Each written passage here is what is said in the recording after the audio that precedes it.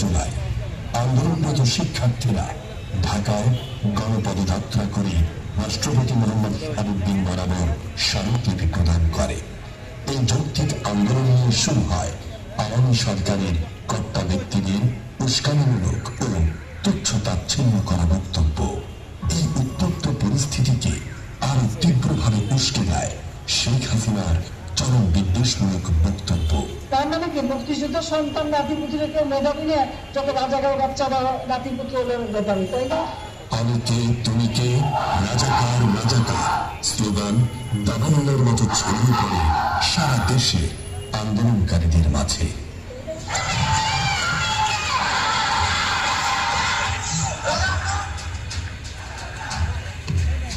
আমি যখন আস্তে আস্তে দৌড়াচ্ছি আমার কানে আসতেছে যে আমি তো দেশের মানুষের সাথে প্রতারণা করেছি।